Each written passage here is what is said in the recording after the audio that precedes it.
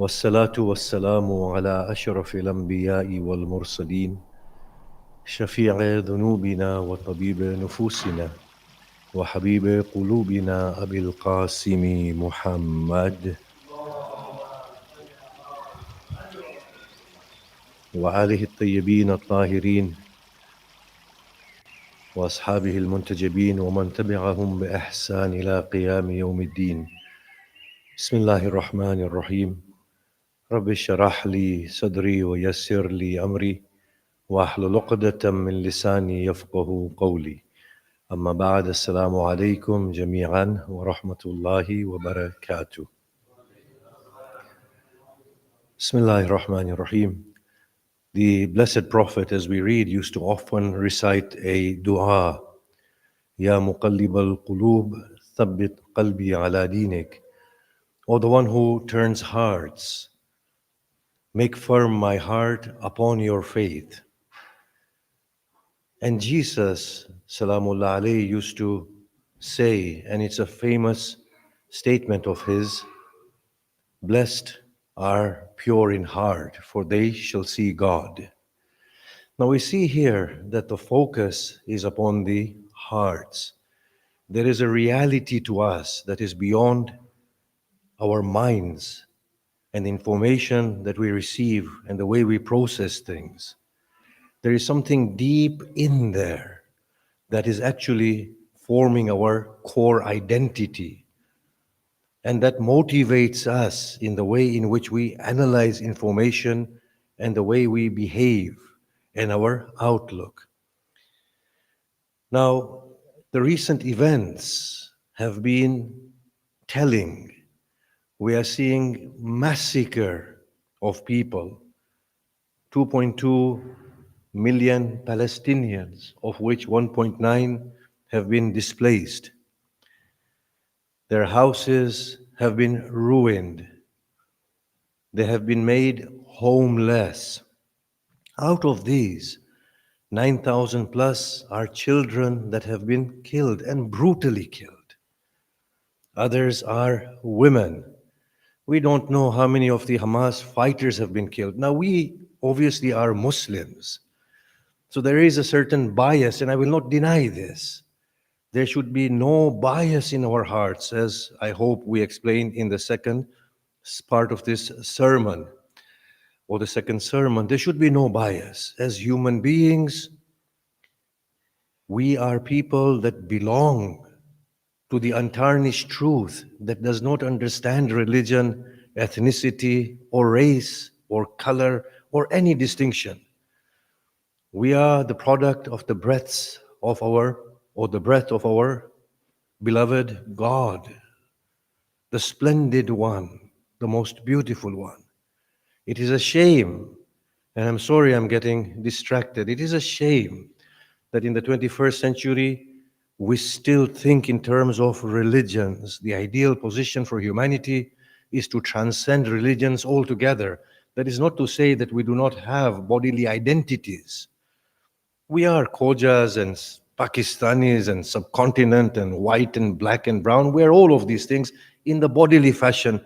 We have cultures, and similarly we have religions, and we identify with those religions, but the inner religion should transcend all limitations, including religion itself.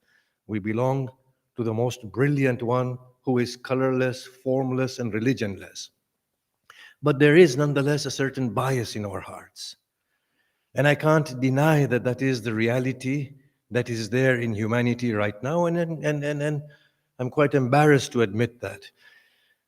Now, when we see these little children, by God, it breaks the hearts. How can hearts not break and bleed at the plight of what is happening? But yet, you see the IDF killing them. Now you think, what sort of monstrosity is this? Have their hearts been deprived of all mercy? But then you look on the other side. You see the Muslims not long ago, the extremist faction within Syria, chewing lungs of other Muslim brothers who they considered as infidels. who burnt people and filmed it and sensationalized it and took pride in it. Please tell me, what is the difference? There, it was a faction. Here, it's state sponsored terrorism. To be honest, we come to a point in our lives when we know that fear does not befit us. We are going to die. We are going to go before our God.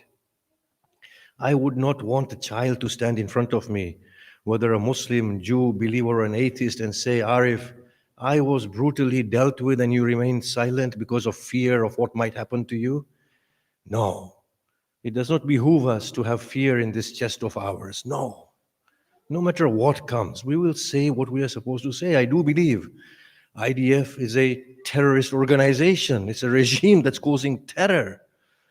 So you think to yourself, do they have no mercy in their hearts? But that's not the case. They do have mercy. Think about this carefully, because I want to point to something that is going on here. When you see the Israelis who have lost their dear ones or whose family members have been taken as hostages, see how they are crying. See how they feel pain. And you can see that this is real pain. And they are torn inside. Yet, when they see the scenes of Palestinian children being butchered and massacred, they are oblivious to pain. How does that happen? That you can pain for one and not pain for another? What has happened to a heart? If a heart pains, then surely that quality of the heart, of empathy and softness, should be equal to human suffering wherever it may be. Then you see that their children matter to them, but the children of the Palestinians are there to be killed. We have seen on social media the rabbis preaching from the Torah and the Talmud that kill their children and their oxen and their cows, kill all of them. And some of the rabbis are saying that if you spare their children, they will grow up and they will kill you like they do. But at the same time, there's utmost sympathy for their own kind. Now, I remember in the 90s, when we were talking with the Taliban, we asked them, why do you kill the Shia children? And the response was, well, it was slightly different to what the rabbis are saying, but it was slightly different. They were saying that we are actually sparing them from becoming infidels when they grow older. Not that they will grow old and they'll kill us, but they will become infidels. So if we kill them now, we are doing a good deed by sending them into paradise. And it is good for them that they do not become infidels and go to hell. What we are seeing here is the perversion of the heart. The hearts are the places where we need to focus the most. Now, the Quran said, ثُمَّ قَسَتْ قُلُوبُكُمْ to the Israelites. Then your hearts hardened. فَهِيَ كَالْحِجَارَةِ أَوْ أَشَدُّ قَسْوَةً. Then they became like stones or rocks or greater still in their intensity, that there was no softness in there whatsoever. But this has to be qualified, that the hardness of the heart is in respect to certain areas, not altogether, because the hearts do pain at the suffering of one's own, but they become hardened in relation to the sufferings of others. Now, before I go on, the noble Jewish people are not to be equated with the people that are killing the Palestinians. They are marching, they are protesting, and it's a great shame that anti-Semitism is on the rise, and it was expected. It was expected that this would happen. But I'm quite proud of the Muslim community. We are not the same as we used to be in the 90s. I remember in the 90s, the Muslims used to curse the Americans, the British, the Israelis, and the Jews. Now there is more nuance, more understanding. They've become mindful that the Jewish people are good people. The American people are good people. The British people are good people. But what you see here are two different things. There are people who have no sense of mercy in their hearts, and they are divided into two. Either those who are in Israel, who have no sympathy for the Palestinians. And when person has no sympathy for another one, you feel, are they even to be blamed? Do they even have the aptitude of feeling anything? Can you see that? But the biggest criminals are Biden and Sunak and their like, whose hearts are just sealed. These people's hearts are just sealed when the whole nation has risen, is horrified, and saying, put a stop to this massacre. Yet Biden and Sunak will support Israel in its campaign to clean Gaza and to wipe it all off. These people are radically different to the people in Israel. These people have their own agendas. And it is amazing when the Houthis have blocked the Red Sea channel that Sunak now is calling and Keir Starmer are calling for sustainable ceasefire. The thing is, 9,000 children being killed wasn't enough for these people to take note that far too many civilians have been killed. But 9,050 is a golden figure for them to awaken suddenly. Does that make sense to anybody? These people would not care less whether these people who are being killed are Jews or Muslims or Palestinians or Israelites. They have their own agendas, and we all know this. These are godless people and heartless people. Even Trudeau of Canada, you could see hesitation on his face. There might be some heart left in that individual, I don't know. But until now, he was saying, we are fully supporting Israel. It's right to defend itself. And then suddenly, after the figure rose to 7,000, he said, there are too many civilians being killed. So what? 2,000, 5,000 weren't enough for you? 5,000 little children weren't enough for you? Think about this. These hearts are perverse hearts. But I want to talk about the people of Israel a little bit. So the Quran says about the mu'mineen, إِنَّمَا الْمُؤْمِنُونَ الَّذِينَ إِذَا ذُكِرَ اللَّهُ وَجِلَتْ قُلُوبُهُم. The faithful are those, when Allah is mentioned, their hearts tremble in awe. But then you see these people, they say, no, our God commands us to do this. How can you have such perversion in the hearts? And I'm saying, this is common, not only to the people of Israel, but to people of every faith who are religious people. Now, the Quran does talk about the chosen people. إِنَّ اللَّهَ اسْتَفَى آدَمَ وَنُوحًا وَعَلَى إِبْرَاهِيمَ وَعَلَى عِمْرَانَ. Allah has chosen Adam, Nuh, the progeny of Abraham and the progeny of Imran upon the people of the world. And Allah also says to the Israelites, أَنِّي فَضَّلْتُكُمْ عَلَى الْعَالَمِينَ, in several places in the Quran, that I have given you preference upon the people of the world.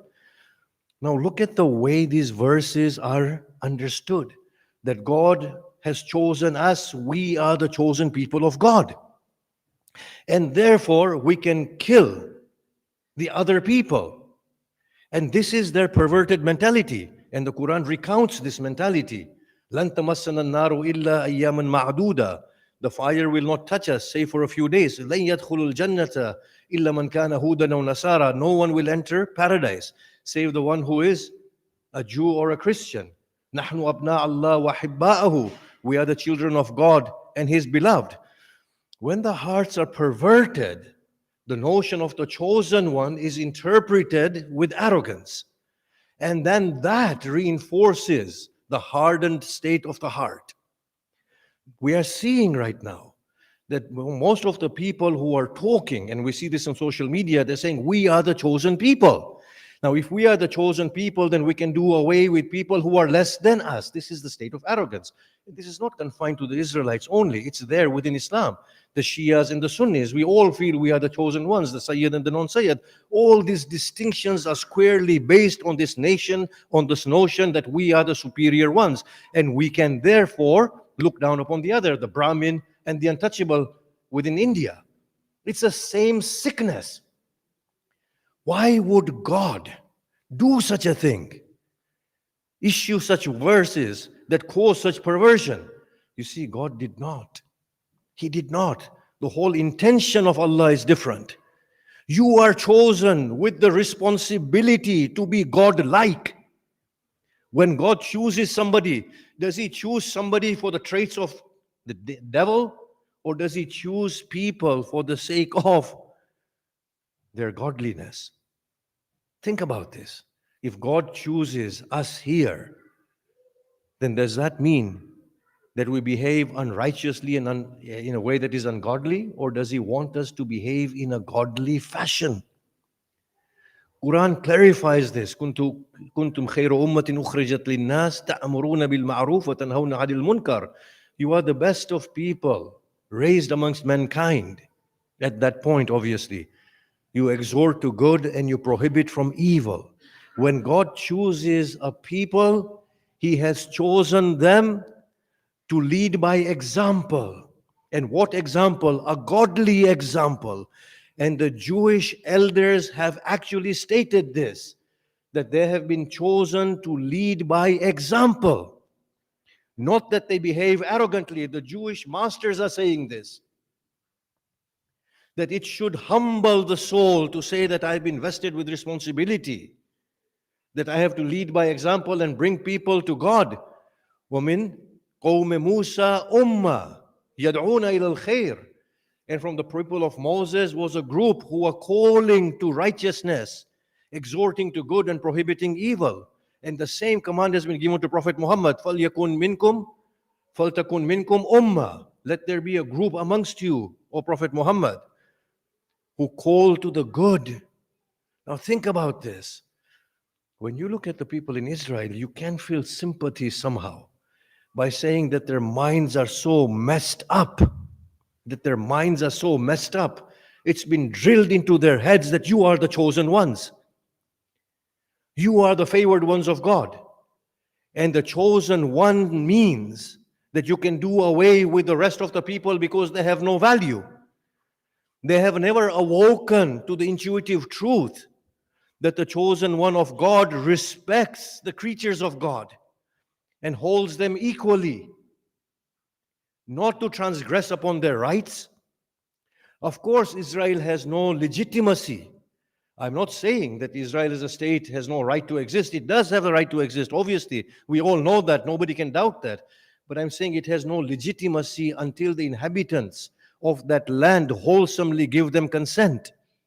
And they are ready to give them consent if we can establish a one state or two state solution. They're all happy to do that. And that's the most wholesome way for Israel to exist, without the misgivings of the inhabitants of that land, with the wholesome approval of the people of that land. And they are happy to give that approval. And we can see this clearly. But what we are seeing here is that no, the problem is more than what we are seeing. The people in Israel, those who support the IDF and even the IDF themselves, these people who have been indoctrinated from childhood. I remember when Mahbub was having surgery, my brother, and there were people who are there, English people, and next to him. And when we would go and visit, obviously, we would distribute food to everybody and give them drinks and talk with them and laugh with them. One of the people, he then came to Mahbub and he said, look, I was a racist until I met you and your family. And then he sobbed and he cried and sought for forgiveness. And he stayed his best friend until the day he died, remembering him and his family on every occasion and bringing presents. Rafiq used to be a porter at the QE. And when Rafiq used to wheel people and, talk with them and engage with them, a lot of them would cry and say, look, we have hated you people all our lives. We didn't know who you were and what you were. So a lot of these problems are coming from indoctrination. We cannot hate neither the IDF nor the people of Israel who support these actions. We can distance ourselves from those actions.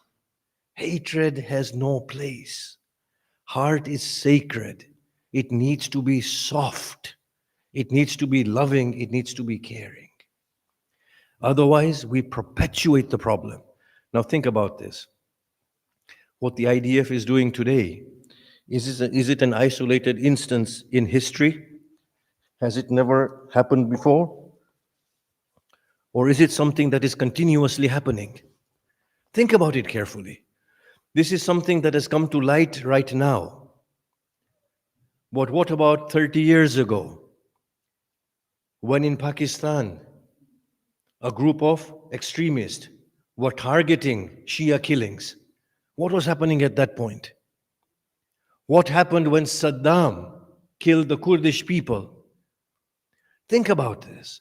This is there. It's there and it's been there all along. When the British were conquering the world, imperialism and colonialism, what did we do? Look at how we dealt with the indigenous of Australia, of America. There is a deep-seated problem within humanity. And there is a very dark side in these hearts of ours. I know Muslims will be critical of the state of Israel. But we will not be critical of our own. I know this. We will kill people and we will not feel sorry for them in there. The same with India. They will kill Muslims and they will not feel sorrow. I'm not talking about all of them. They are good people, some of them. There is a deep sickness within the souls. There is a lot of darkness within the souls. And this is why the Prophet used to say, establish my heart upon your faith. That is why Jesus was saying, blessed are the pure in heart. We need to actually look into it very thoroughly and very carefully. And two, we need to increase education, not to hate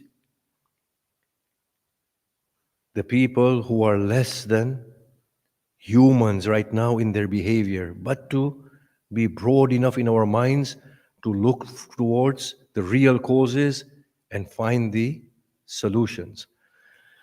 I do pray that Allah subhanahu wa ta'ala brings relief to our Palestinian family. And I also pray to Allah subhanahu wa ta'ala to enlighten the hearts of the inhabitants of Israel, to stop this campaign of massacre, murder, inhumane killing of innocent people. And I pray to Allah to enlighten all of our hearts to find a solution, not only for the Palestinian crisis, but for the human crisis. Rahmallah man qara. Let us recite Surah Fatiha for the souls of all the departed within Palestine and elsewhere, and for God's relief for those who are surviving. Al-Fatiha.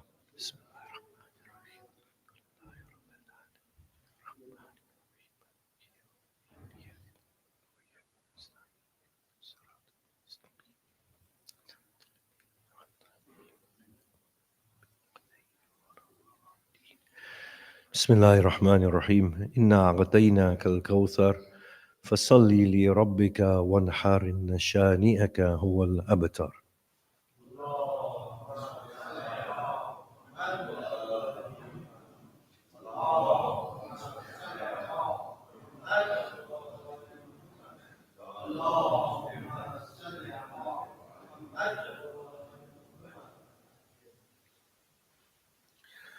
بسم الله الرحمن الرحيم الحمد لله رب العالمين والصلاة والسلام على أشرف الأنبياء والمرسلين وآله الطيبين الطاهرين أما بعد السلام عليكم جميعا ورحمة الله وبركاته.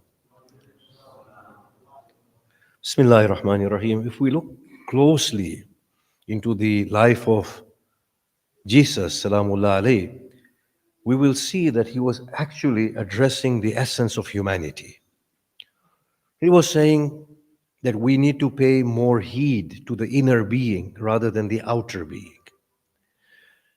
The people that he was born into, the Jewish community, were very, very formalistic.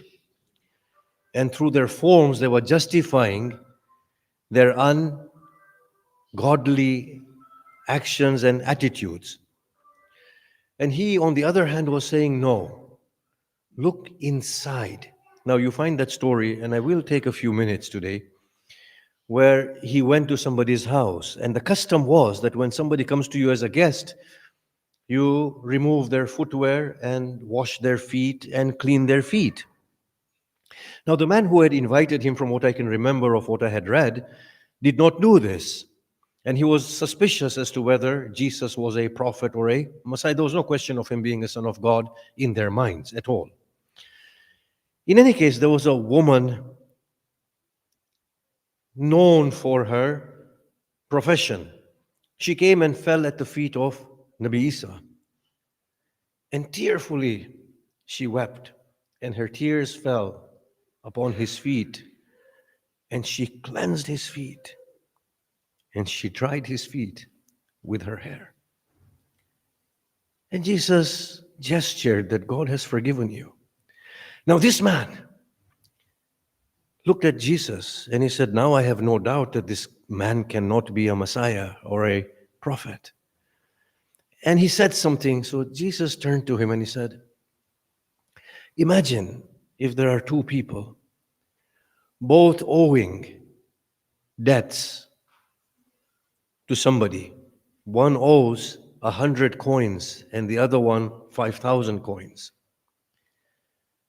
And if the owner of the debt were to forgive both of them, who would be more grateful? And he said, obviously the one who owes 5,000. He said, I came to your house. As per the custom of receiving guests, you did not wash my feet. But this woman came. She washed my feet and she dried them. This is the level of gratitude she has shown. What Jesus was saying was that, look, these hearts need to be kept pure. We are people who are caught up in these bodies. We cannot be deluded in thinking that we are these bodies. There is a godly side to us, and this is what the Jewish theology says, that rather than focusing on what may happen in the hereafter, make this world a godly world. And this is what Jesus is saying. Make this world a godly world and make these hearts godly hearts. Now, I have not seen more godly hearts than I have seen in this suffering of the Palestinians. If you look at the Palestinians, there is one thing they will say, Hasbi Allah wa ni'mal wakil. God is sufficient for me and is the best of those who are there to rely upon. And watching their patience and reliance on God, the people of the world who we consider as people less than humans are flocking towards God. What I have seen is that the millennials and the Gen Zs, who we have written off as corrupt, licentious, promiscuous, these are the real people of God. By God, I have seen this. Not the people who pray and fast and do Hajj and then condemn each other. But the people who apparently are condemned by religion are the true people of God. They are Jews, Christians, Muslims, atheists, and agnostics. Their hearts are breaking at the plight of humanity. The Jewish people are condemning the acts of Israel and the IDF. The people of Britain have risen and cried out for a ceasefire. The people of America have done the same. These people are the people whose hearts are alive. And it gives me so much confidence and comfort that all the work that the prophets put in are culminating in a beautiful manner. Now look at the ethos of the Quran. وَلَكُلٍّ جَعَلْنَا مِنْكُمْ شِرْعَةً وَمِنْهَاجًا. For every one of you, we have made a way, laws, regulations, and a path. وَلَوْ شَاءَ اللَّهُ لَجَعَلَكُمْ أُمَّةً وَاحِدَةً. Had God wanted, He would have made you one people. But He hasn't. وَلَكِنْ لَيَبْلُوَكُمْ فِي مَا آتَاكُمْ. Rather, in order that He may test you through what He has given you of the aptitudes, the potentials, the law systems, the moral teachings, the virtues. فَاسْتَبِقُوا الْخَيْرَاتِ. Race each other in doing good and virtuous deeds. إِلَى اللَّهِ مَرْجِعُكُمْ جَمِيعًا. To Allah will you all return.